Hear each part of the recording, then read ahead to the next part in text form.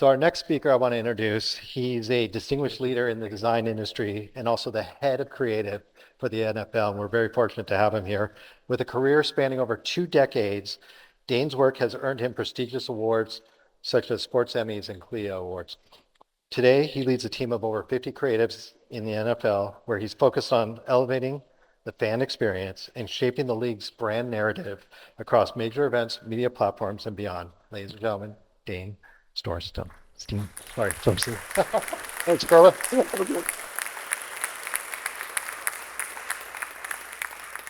I'm going to take, so we said about half students in here, half industry. Students, raise your hand. Okay, awesome. So I have a little bit of a talk tonight for students specifically. I think it's just a little bit of a journey conversation. And Nate touched on it a little bit on how important the journey is. And so I'm going to walk through that a little bit. Don't be upset if I crash through a few slides quickly. I didn't realize the screen was going to be this big, so I hope I don't give anyone vertigo. I'm going to jump overhead. My name's Dane. I'm a designer. I call myself a designer, identify as a designer. As you get later in your career, you start to get fancier titles and things that you have to explain to people. I'm a designer at heart. I design every day. It's my hobby. I don't do anything else. I'm very hands-on, and I practice my craft a lot. But when I say designer, it's quite a few things underneath that. I'm a brand strategist. I work on brand identities. I'm still a graphics and motion designer to this day. I still do a lot of hands-on work. A lot of people don't even know that. People I work with don't even know that sometimes. Storytelling and writing is a really important part of my job and has been for quite some time, and something I definitely don't take lightly. And certainly creative direction. That's the ability to take a really lofty idea and pull the right resources together and get it executed. And so I'm happy to say that I do have a focus finally. It's been a long time in my career where I was kind of bouncing around doing lots of different things.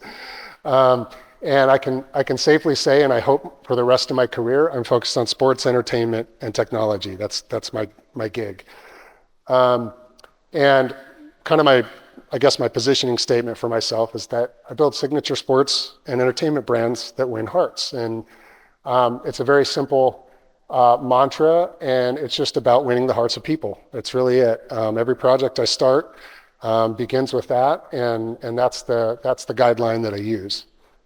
I do some other things. I have some hot rods and motorcycles that I work on. I'm a tinkerer, and I love pouring money into really impractical forms of transportation. And it's the love of my life. It's how I grew up, and that's probably the only other thing I do other than design. I'm also a father and wife. I have a wife and 3 kids, and at the center of it is this toddler.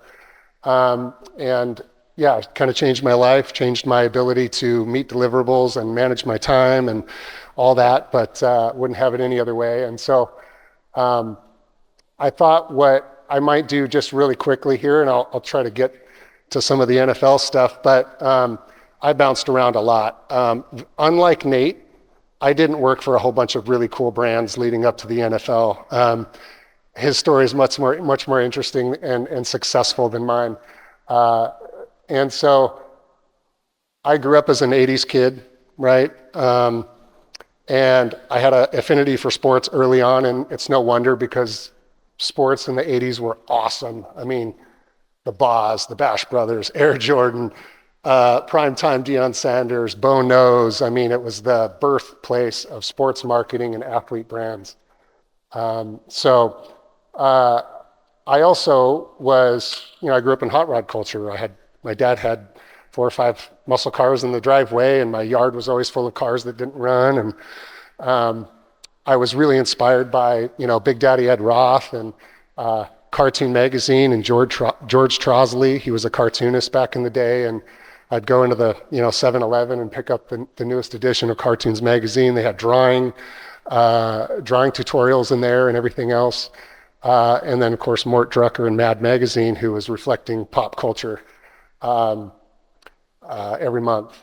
And so early on, I was an artist and an illustrator.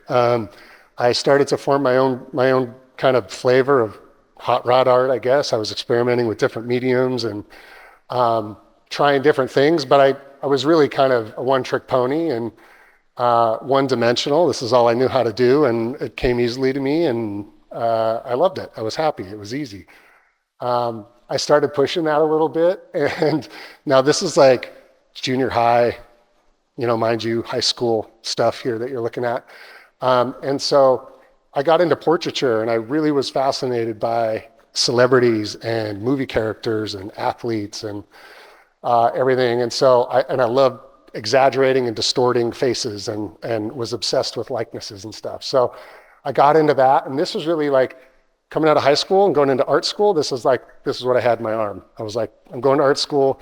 I'm going to get hired by a magazine, or I'm going to get an agent, and people are just going to come to me for my art. That was my whole career plan coming out of high school and going into art school. As I got into art school, I started to learn a little bit more about print production and typography and applying my art in a commercial sense and giving it some kind of purpose. And so that was a whole new, horizon. And I was also, as I was going to school, we were just transitioning from like all analog workflow to digital workflows. So that's how old I am, right? So like think camera ready art, print production, desktop publishing, and just at the very beginnings of the internet and digital workflows. And so kind of a cool time to be coming out of school because I feel like I got to learn both sides of that coin. After a while doing a bunch of freelance work and making zero money, I decided I had to get a real job. And this was the dot-com boom. So there were startups popping up everywhere, right? And jobs are actually pretty easy to get. And I fell kind of ass backwards into this job with the military. It was a government contract, and it was an online training company that built like courseware for the internet, right? We take this for granted today, but this was a brand new thing back then. And it was to help take boring static classroom training and turn it into really engaging interactive stuff for soldiers who were in Russia and stationed all over the globe. And so very quickly I had to start learning things like animation and instructional design and 3D, learn how to make simulations and things on how to, disassemble a rocket launcher or, and I'm not kidding, like how you disassemble a rocket launcher, how do you fire a howitzer cannon, these kinds of things. And I had to go capture this stuff with the first DLSR ever, the Nikon D1. I was like 20 grand, right? Of course, the military's like, go get it, like whatever, And so I was working hand in hand. I worked on actually a base with, military personnel and a corporate company. And eventually that environment got really toxic, obviously, but I learned a ton of skills here. I was doing photography, I was doing instructional design, I was learning how to make intuitive, interactive media, really, online, which was kind of cool. And it led me to my next job. That's really bright. Led me to my next job at Microsoft, of all places. So I was like looking around and I thought, man, I need a big brand on my resume because, none of the .com and startup stuff I was doing was really well known. So I was like, I got to go get a job somewhere that's got some clout. And I got a 3-month contract with Microsoft. So I quit my full-time job and jumped into this 3-month contract and got to work on some of the coolest stuff I've ever gotten to, I've been exposed to. And again, fell completely backwards into this. I said yes to an opportunity. I had no idea what I was doing. I had no business being there. I didn't have the skill set, but I did have a portfolio and I could, I had confidence, I suppose, was what I had going for me. So I worked on an incubation team that helped, that really was envisioning new consumer software and gaming. So it was like their gaming division. This is when Xbox was a little baby. And I got to experiment with all kinds of cool stuff. Touch interfaces, voice recognition, autonomous robots, all kinds of weird stuff that we couldn't talk about for many years after. This was way before the iPhone. We were working on interfaces that were on a sphere, right? It was all stuff that you would like see in a museum, I feel like. but I cut my teeth kind of learning a little bit about engineering and how humans interact with computers and new interaction models and just tinkering really with technology and software. And again, nothing I went to school for, nothing I would have planned 6 months beforehand. Now you guys know Microsoft Surface is this little guy right here. But back then it was this huge interactive coffee table that was supposed to be in the home and was horizontal, and you could play games on it and sort photos and all kinds of fun stuff. But I learned some really cool skills at Microsoft in the 6 years I was there. I got back in touch with my artistic side, and I did a ton of storyboarding. And this was like foreign to Microsoft. It's all engineers at Microsoft. And I had to learn how to communicate really complex ideas to non-creative people. So product planners and engineers and software developers and everything. So I learned really quickly, again, forced into a corner, on how to do diagrams, data visualization, wireframing, quick animation prototypes to kind of communicate ideas. And I promise all this is relevant for later. But yeah, so I'm picking up these kind of interesting skills along the way with each job and don't really have a path forward, or a planned path forward, I should say. I was just kind of like reacting to the things that were in front of me and saying yes to things and figuring it out real fast. And so the Great Recession of 2008 hits, right? I get laid off from Microsoft, and I was super relieved because it was a lot of corporate bureaucracy, and I was a workaholic. I was there for 6 years with no family, just like burning the midnight oil every night. And I was just burnt out. And so I was really relieved when I got the call to get laid off, actually. And I was excited to go out and just do something simple again, right? It wasn't a super secret project. It wasn't this, something really heavy I couldn't wrap my mind around. I was like, I want to go design a poster. I want to go design a website or a logo, little things that I hadn't got to do for quite a long time. And so I moved down to California and just to kind of chill out and figure out what I wanted to do. And turns out another guy from Microsoft also moved down to California, and his name is David Morlock. And we started a little studio called Soul Cake in San Clemente. And the cool thing about David that I had never really found another person like this that had a philosophy of like work-life balance. And so he was amazing with kind of mixing his family life with his career aspirations and the work he was doing. It was just like one blob, an amoeba. And he just seemed like the happiest person I had ever met. And I was very the opposite at that time. I was like, work stays over here and personal life stays over here, and I don't mix them, So I learned a lot from David. I was super inspired by him and the way he thought. And it caused me to start thinking about the type of things I was working on, what really meant something to me. And we did a lot of fun things at Soul Cake. And our motto was really simple. It was have fun with design and have cool clients, right? So, and we were a small studio. You might remember, Nate, you said Skull Candy. We worked with Skull Candy. It was right, we were in San Clemente, right on El Camino Real there. We probably crossed paths at some point. But at this point, we got to work with, consumer electronics. We got to design longboards. I got to work with all the golf companies and design drivers and come up with new sports brands to try to, disrupt the industry or whatever. And we had just a blast for 4 or 5 years doing this. And the key part about Soul Cake was that it brought me back to sports. I hadn't done anything with sports in 8 to 10 years, right? I just worked in the industry. I was using my design skills and, making okay money and doing pretty well, but it really wasn't stuff I loved to do. And so that kind of got me hooked. And then, 4 or 5 years into that, even with cool clients and everything, you still get kind of burnt out with an agency. And I got to a point where we were doing so much work that I couldn't even really enjoy any one of the projects. So I started to delegate work to a few of our other really, really talented people that we had working with us. And I kind of went on my own and created my own little like sports studio agency. And my whole idea was, you know what, this like started a fire in me, and I was really excited to just go work on my own thing and do it my way and not have to compromise or not have to collaborate with anybody. I'd been doing that for quite a long time. And I didn't really know what to expect from it. I thought, can I actually like just go create a studio and focus only on sports? That seems really limiting. If you talk to anybody, they were like, you're missing out on a ton of opportunity, right? And I was like, yeah, but it feels good right now. I have the means to do it. So I went out and started Gridiron Labs. And really the project that got it started for me was I designed a football helmet of the future. And this was a me project. It was a passion project. I didn't expect anything from it. There was no return on investment.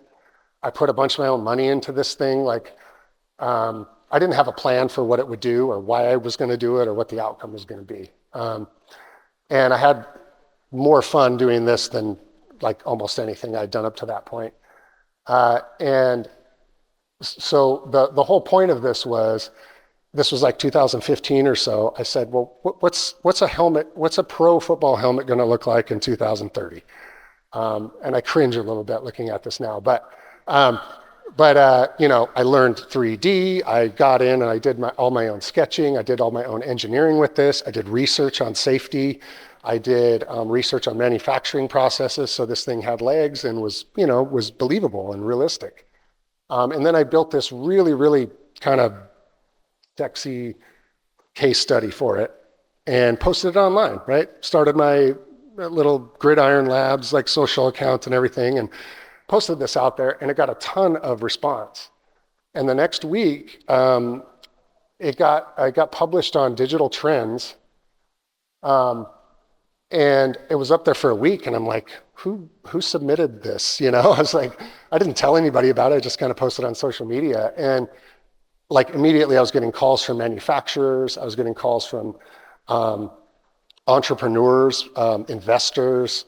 High school students were like emailing me going, hey, like, can I order your helmet in blue in a small or whatever? I was like, yeah, I have one prototype of this helmet, right? It doesn't actually exist. But it was really charming to get that kind of feedback from somebody. It was meaningful to me. And to this day, I still get emails on this thing. It's crazy. And so that kind of kicked off Gridiron Labs for me. That was enough to where, for the first time, I was kind of almost a little bit of a thought leader in a space, which I hadn't really thought about too much before. And it was all by accident. I didn't plan to do that. It was just something I was passionate in. And sports tends to be an easy thing for people to respond to and connect with, right? But it opened up all these opportunities for me. I won CLIO awards. And they were the ones that were really meaningful to me because I did all the work on them. I paid the entry fee and all of that, right? It was all out of pocket for me. So those two awards are probably the most important to me. I was designing applications that were kind of sports service related. I was doing rebrands for hockey teams. I was working on mountain bike brands, staying kind of within the sports realm. I kind of let the football thing like open up a little bit. But Supercross as well. So I had a lot of fun and started to really find a niche there. And then again, the itch of the NFL and football was coming back, and I was like, well, I'm going to go redesign all these brands, and not redesign them, but create like alternate versions of their marks and things. And so I just had really fun creating all these random series, and I had this channel now that I had to keep putting content on because there were sports fans watching and people in sports design kind of waiting for the next thing because of that stupid helmet, right? And so I kept doing, these things and just playing. It was all like by my rules. I didn't care what anybody thought of it, honestly. And it got to a point where like there was a certain expectation about the quality of things. And I would put things out sometime a little too quick and a little too early, and it would just bomb. Sports fans would jump all over me and just roast me, right? So I learned a lot about sports fans during this time and what really counts with sports fans, and that would be important later on, obviously. But yeah, so I was just putting my work out there, getting immediate feedback, and that was super valuable and kept me going. Another passion project came up for me, and again, pointless. Didn't have a plan for this, and didn't Didn't sort of imagine like it would get me anywhere, or that I would get a specific client from this. I wasn't thinking about the NFL so much here. It was just more about my kind of sports community and the sports fans out there. I was really tied into what they thought. And so I was watching Thursday Night Football, which was with NFL Network at the time. And it was all these like really heavy duty 3D environments and 3D logos, and all the sports packages kind of looked the same to me after a while. It was like really expensive looking, and really leaned into only the logos. And I was like, there's got to be more to like team brands than this. They're all starting to kind of blend together, right? At the very same time, I was watching the BBC series Planet Earth. You guys ever watched that, right? It's like phantom camera, 1,000 frames per second, beautiful cinematography. And I watched that whole series from beginning to end, at least the first one. And that kind of inspired me to think about like, well, what if the NFL did something like that, right? What if the NFL started to depict its teams in using just cinematography and bring those nicknames and those mascots to life? And so I kind of did this image just as a quick test, and of course I put it out on my channel, and people are like, what? Like, what about the Steelers? What are you going to do for the Steelers? What are you going to do for the Chargers? And already just the pressure just went up to like continue this thing. So I started working on it. I was going to do some test shoots and stuff like that, but I thought, well, I'm going to start with some style frames and see if I can actually make this go to the 32 teams. And I won't show them all here, but so I started working on these, and the idea of this is it would be an open for Thursday Night Football, and it would show the matchups, and we would not rely on the logos, right? At the very most, we would end up with like a word mark or something like that. But my goal and my constraint was not to use the actual team logos as a foreground, primary element. And so this was so much fun. And then after I did each one, I would start by doing a single team, kind of in 4 frames like this, and I would share it and kind of get feedback from fans. And fans had all these crazy, amazing ideas about how the rest of this could kind of play out. And they started just like getting creative about it. And I thought that was a really interesting interaction I probably never would have otherwise gotten. And so I started doing this for, a variety of the teams. You're going to see some outdated logos because they change every year. So, don't worry about that. But, the Jets, they never actually show a jet. It's kind of amazing how you could be a football franchise for 50 plus years and never use an actual jet. But so I thought, how would this kind of work? And I storyboarded this kind of beyond these frames, but maybe someday I'll get to make them. What does the actual Norseman for the Vikings look like, right? He's a person, he's a guy, he has a name, right? Something like that. And so what are the other elements? The axe, the ship and all this. And if you ask the teams, they kind of do go down this route when they do their own in-market promotions and things like that. But I thought, why can't we do that at a more league level, right? And just a couple of others here, random. But anyways, you could see how this can, translate to all 32 teams and such. So this was a concept for Thursday Night Football. I thought it ended there. I posted my last one and never thought about it again. And then lo and behold, the NFL comes a-knocking, right? And it wasn't like they contacted me, but they were aware of it. And I had a friend of a friend who I was thinking like cease and desist letter. That was the first thing I thought, right? But they had a friend of a friend introduced me to somebody and said, hey, I got a friend that knows a creative director at the NFL. And I thought, oh, cool, go meet this person. And I did, and it was like a screening, And he was a really cool guy and everything. He said, yeah, I like your work. I'll send it over to the creative director. And I was like, cool, man, like no pressure. I was like, I left that meeting and didn't think too, thoughts about it. And a week later, a creative director calls me from the NFL and says, hey, you want to meet and let's go have lunch or whatever. So I was like, wow, that was fast. And again, my expectations were really small. I was like, maybe I'll get a freelance project or something like that. That'd be kind of neat. And he sat down, he goes, well, we need somebody to run our content creative division. And at the time it was like maybe 10 or 12 designers, something like that. He's like, my role has become more complicated and I need some help. and I can't run both product and content. Would you be interested in working full time? And so I was like, I swore I wouldn't ever work full time again, right? Because of the whole Microsoft 2008 thing. And I was like, okay, this is the one exception. Like, I'll do this. But I didn't have any idea of what I would actually be doing there. So he asked me straight out, he goes, well, what would you do here? And I was like, I didn't have an answer ready. I was not prepared for that question. And so I went back and created a proposal and gave them a proposal, and they ended up hiring me for this, right? And so I kind of wrote my own job description, and I spent a lot of time initially kind of working in digital media, and which was great. I did that for like a year, but it was very like content out of a fire hose for 365 days, and it was very demanding and quick turn. Like you'd make something and it was gone in 2 hours, and started to pretty quickly not be super meaningful to me because I felt like I had this like channel of sports fans and sports designers that I was trying to like feed and keep nourished. So I started kind of like reaching out to people, seeing projects that were going on at NFL Films, and the New York team was off doing rebrands for teams. When they came up, we have Super Bowls and drafts and things like that. So I just kind of raised my hand and tried to get involved in as many other things as I possibly could. And it worked. Everybody was really open-minded and allowed me to come in and collaborate with them. And my experience would be totally different at the NFL. I've been there 7 years now. It'd be totally different if I just kind of stayed in my corner and did what my job description said. So definitely, it's been a journey to just try to figure out like what's next and what other meaningful things can I do here that move the needle. I mean, the NFL is a huge, conglomerate, and maybe one of the biggest media brands in the world.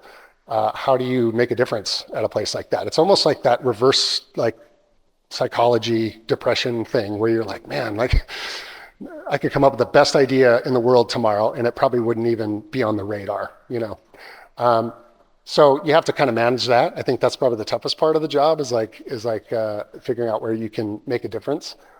Certainly the community and things like flag football now are starting to get exciting. So those are really great things. But I'll just go through a couple of NFL projects real quick here, if you guys don't mind. This was like the it project for me. Going back to my time as a kid, looking up to all the sports greats in the 80s. Like I was like, if I could design a team brand and watch it on the field, that would be the ultimate. So I worked with a really great creative director at the NFL. Her name is Molly Wilkie, and she, by God's good grace, brought me into the project because I lived in LA at the time, and they were redesigning the Rams and the Chargers at the same time, and they were both going to share the same stadium as they do today. And so they kind of split the teams up, so there was like no conflict of interest, right? We're like, let's have one team work on the Chargers and one team work on the Rams, and I was a Chargers fan as well, San Diego Chargers fan. So this was like on many levels, maybe my favorite project to this day.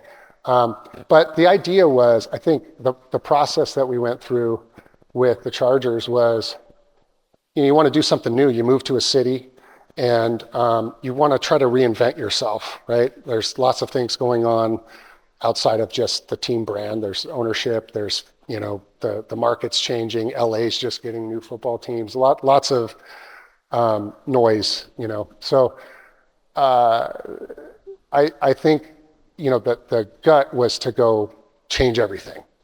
And so I think what I'm most proud of on this project is that my voice was, don't change everything. Try to hold on to some of the equity that you've got. You're a great franchise. You've been around since 1960.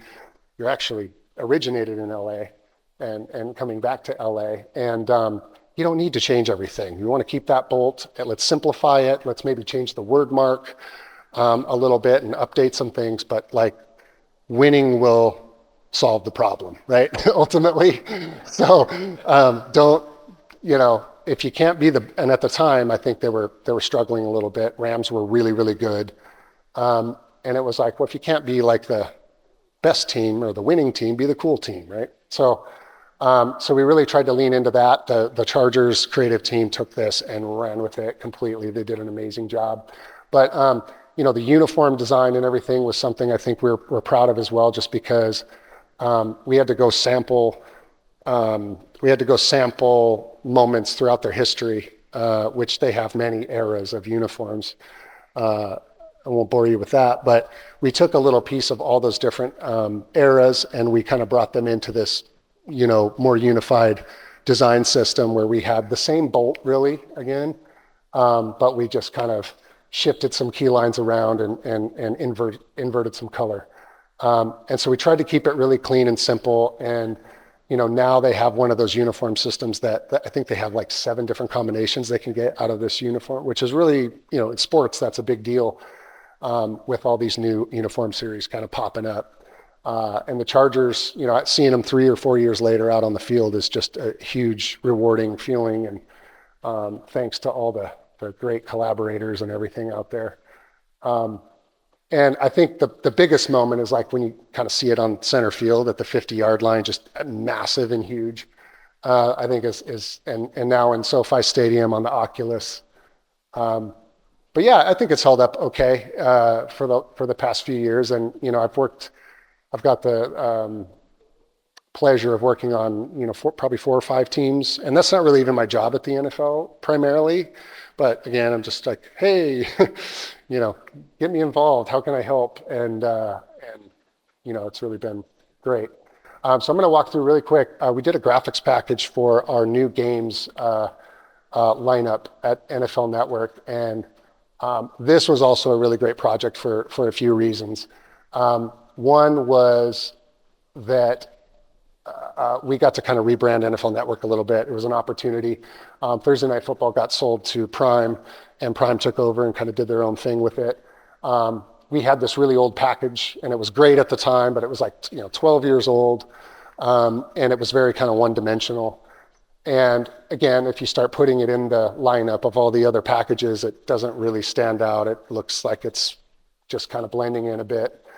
So we really wanted to do something that was a little more exciting and youthful and maybe more authentic to the NFL brand. We were already doing this on our shows, on our studio shows like Good Morning Football and Total Access, starting to simplify things, go a little bit more 2D and clean, graphic design, typography. Game Day Morning, again, same thing, right?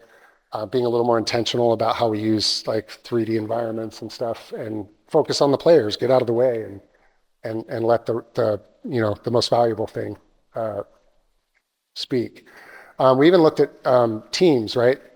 Thinking through how the fact that you didn't even have to show a full team logo for fans to get it, right? You could show this little piece and corner of a logo and fans like understand what that is. It's like how powerful all the 32 brands are. And so we played with this to kind of start buying ourselves some open space and some breathing room, right? Because it's a very chaotic environment out there. It's very saturated. The next thing we had to do was kind of design a badge that lines up with all the primetime football properties like Monday Night Football, Sunday Night Football, Thursday night. The cool part is since we're the NFL, we get to lean into the actual shape of the shield. We don't have to just put a logo down in the corner. And so we kind of combine the shield with the screen element and our NFL Network triad, which has kind of a deep meaning behind it. And we built our new games badge. And this new games badge was interesting because it had to do a whole bunch of things. We have all these different events we do, like a holiday, a Christmas game, a Saturday triple header, a London game, a Germany game. So this thing had to kind of hold a variety of different events. And so we wanted this logo mark that could kind of expand and respond and tighten back up very quickly and easily in the modern media landscape. And we took that brand and kind of kept pushing it and trying different things with it. And we're still using it today, obviously, but started to get into the package design, like what's the actual open start to feel like here, and what are some of the ownable brand elements that we can stand out with. And so, the first thing was teams and players are kind of the heroes. So we wanted to put team, brands, and players front and center. We didn't want to come out and build some NFL Network specific brand that we had to kind of explain to people, and that would include these kinds of things. So lots more studio shots of players with helmets off, and just a little warmer, I guess. Again, lots of white space, typography, subtle 2D, 3D, symbiotic relationship there. Just kind of go through some frames here.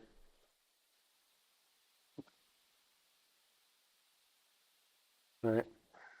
And then some surprise elements, right? We want to be able to drop little surprise moments in here. So, because it can get stale after a while. You watch this over and over and over again for a 3-hour period, 16, 17 times a year.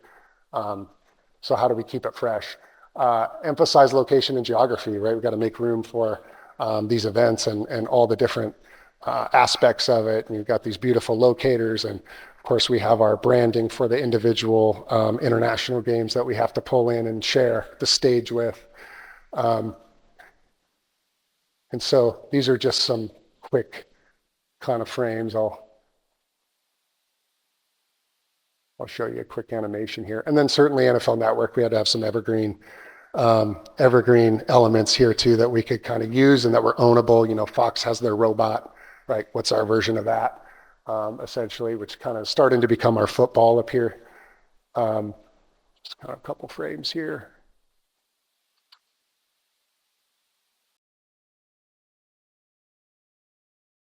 Insert package. So this is bringing all, like, everything I've ever learned about design all into one project. Sound design, UI design, motion graphics, photography, you name it.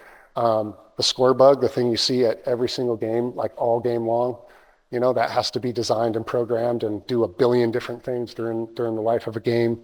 All the stat cards and things that come up, it's intense. It takes us about 6 months to build something like this. And we had a great partner in Too Fresh TV, kind of helped us like put the touches on this and helped us bring it to life a little bit. It was a great collaboration with them.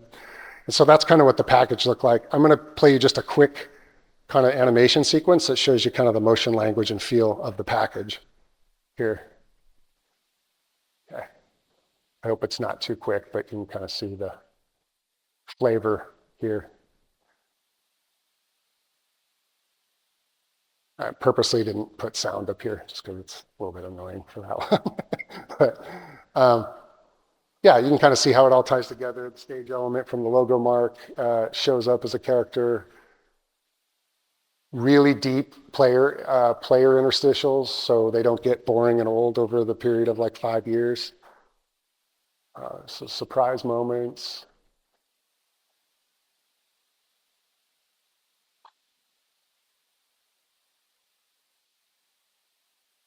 Sponsorships, like it's got to do a lot of things, right?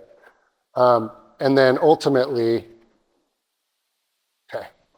ultimately, it ends up going into a real open. So that's just kind of a highlight reel of it, but it feels something like this at game time.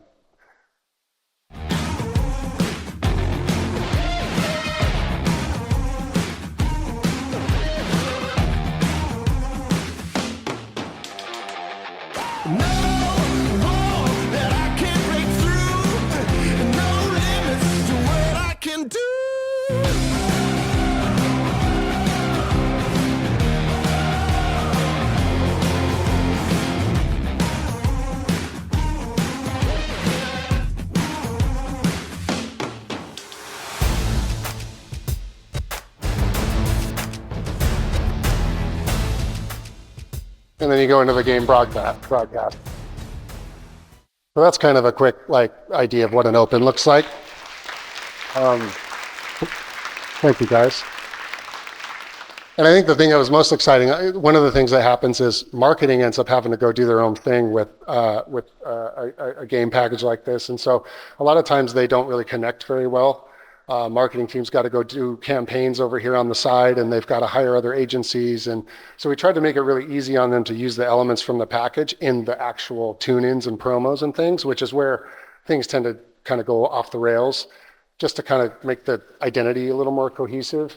And so we wanted to make sure this stuff looked good in like a web banner, which is like the lowest common denominator, right? Um, and so these elements translated really well to small screens and, really, really small size assets on the top of like Amazon.com or any off-platform placement. So yeah, it was great. I'm going to jump past this one since we're out of time. Bear with me. Oops. And jump into the Sphere stuff real quick, and I'll end on this, I promise. Thank you for taking your Wednesday night and staying late.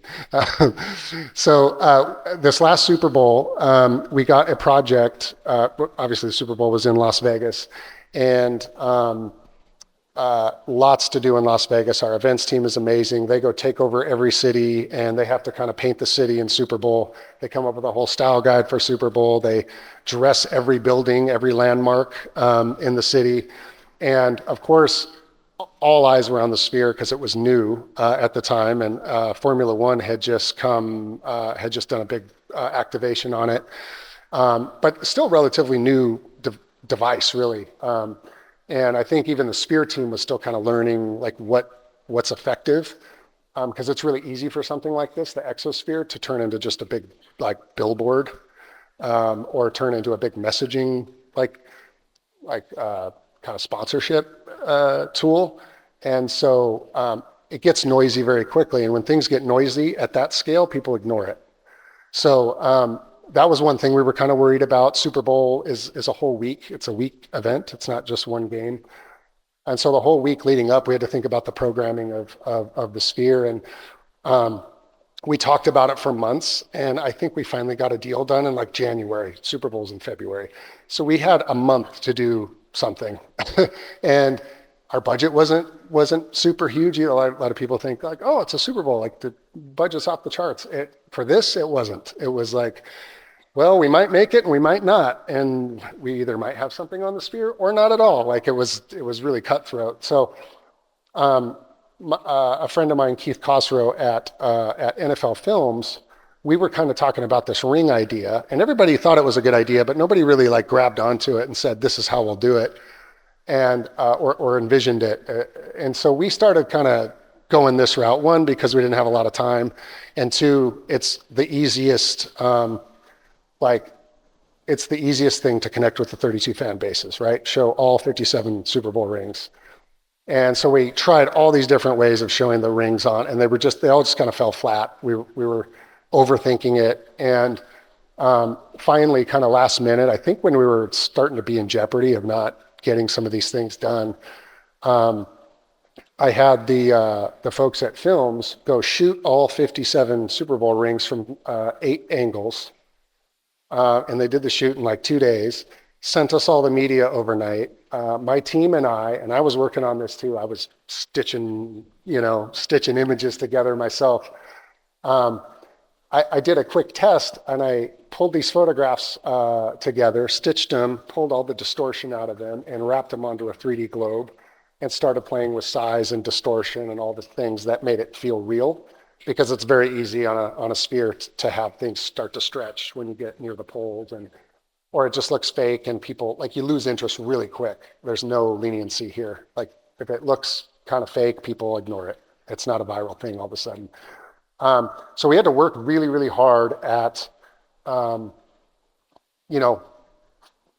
honing in on all the details of all the rings. Like if you look at all 57 rings, they start to get, they're very simple in the beginning, and they start to get really crazy towards the end, or towards the modern time.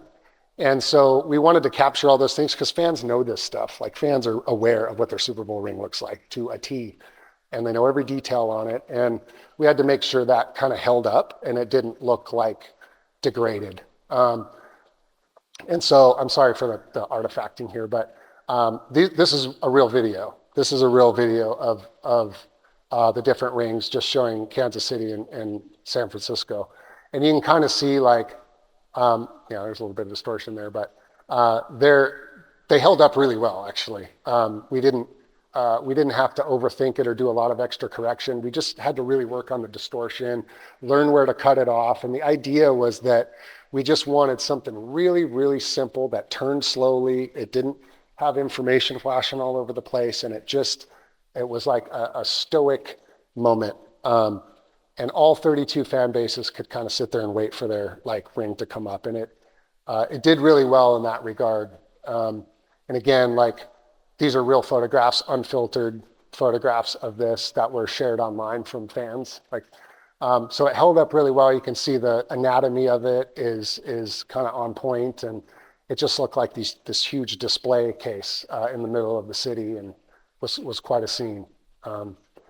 So it worked out really well, but it was very scrappy. It was a very scrappy project and didn't have a great budget, didn't have a good timeline. I'm not even sure we had enough experts in the room to do a brand new activation like this on a new device. But yeah, we got it done, and it did very, very well from an engagement standpoint. And I think my favorite thing about it is like the comments on these things were like, okay, that's cool. You know, it wasn't like you didn't have to explain it to anybody, and there wasn't really anything bad about that you could say about it. It was just authentic and just genuine to the brand. And I think those are the hardest things to do with a big brand like the NFL.